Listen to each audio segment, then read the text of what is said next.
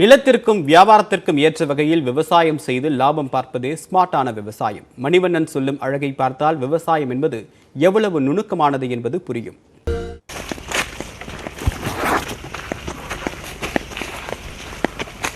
சாத்துக்குடி மெயினாக நான் பண்ணுறதுனுடைய ரீசன் சாத்துக்குடியில் நிறைய நமக்கு ஒரு வசதியான சூழ்நிலைகள் இருக்குது. என்னென்ன வசதின்னு சொன்னால், சாத்துக்குடி பொறுத்த வரைக்கும் உடம்பு ஹீட்டாக இருக்கிறவங்களும் சாப்பிட்றாங்க, குளிர்ச்சியாக இருக்கிறவங்களும் சாப்பிட சொல்கிறாங்க. இப்போ ஜுரம் அடிச்சவங்களும் சாத்துக்குடி சாப்பிட சொல்கிறாங்க.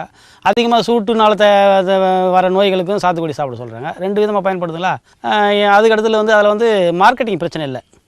இன்றைக்கி இறக்க வேண்டிய பழத்தை 10 நாள் முன்னாடி இறக்கலாம், இன்றைக்கி இறக்க வேண்டிய பழத்தை 15 நாள் பின்னாடி இறக்கலாம். அப்போ மார்க்கெட்டிங் பிரச்சனை இல்லை. அதுக்கப்புறம் பழம் காற்று மழையில் உதிராது, அது ஒரு ப்ளஸ் பாயிண்ட்டு. இப்போ புயல் அடித்தா கூட சாத்துக்குடி உதிராது, ஆனால் மாங்காயில் உதிர்ந்துடும். அந்த மாதிரி சூழ்நிலை. காற்று மழைக்கு உதிராது. அதுக்கு அடுத்து அட்வான்ஸ் அதில் அந்த பழத்தை அணில், வௌவால், பச்சைக்கிளி, குரங்கு இது எதுவுமே சாப்பிடாது. அப்போ சேதாரம் கம்மி. அதில் இப்போ 1 ஏக்கரா பயிர் வச்சோம்னா 40 மூட்டை நெல் ஆகும். ஆனால் எலி கட் பண்ணி இப்போ 20 மூட்டை தான் ஆகும். அப்போ 20 மூட்டை நெல் எலி கட் பண்ணிடுது. அந்த மாதிரி இதில் சேதாரம் இல்லை இல்லையா. அது ஒரு ப்ளஸ் பாயிண்ட்டு. வருஷத்தில் 2 டைம் காய்க்குது. 6 மாதத்துக்கு ஒரு முறை 2 டைம் காய்க்குது. அப்போ ஒரு டைம் கம்மி ஜாஸ்தி மிஸ் ஆனால் கூட அடுத்த டைமில் அது அதிகமாக மகசூல் கொடுத்துடுது. மரப்பயிரை பொறுத்த வரைக்கும் உழைப்பு குறைவு, தண்ணீர் குறைவு, வருமானம் அதிகம். நமக்கு அதில் லேபர் பிரச்சனை இல்லை, கூலியால் தொல்லை இல்லை. கடலக்காய், கவுரு, காய்கறிகள், அனைத்து காய்கறிகள், அனைத்து பூக்கள், எல்லா விதமான பூக்களை நான் வச்சு பார்த்துட்டேன். வச்சு பார்த்ததில் இந்த உழைப்பில்லாத விஷயம் விவசாயிக்கு வருவாய் வரக்கூடியது மரப்பயிர். அந்த மரத்தில் பழமரங்கள், அந்த பழமரங்களில் சாத்துக்குடி நம்பர் 1. நம்ம கிளைமேட்டுக்கு, நம்ம சூழ்நிலையில், நம்ம மண்ணில் வரக்கூடியது சாத்துக்குடி. அதுக்காக எல்லாம் சாத்துக்குடிக்கு மாறிட்டோம். அவ்வளோதான் விஷயம். இப்போ அடுத்தது இன்னும் ஒரு 100 மரம் 150 மரம் இப்போ சாத்துக்குடி நட போகிறோம். நம்மக்கிட்டே கன்று இருக்குது, எடுத்து நட போகிறோம். அது நமக்கு செலவு இல்லாமல் போயிடுது.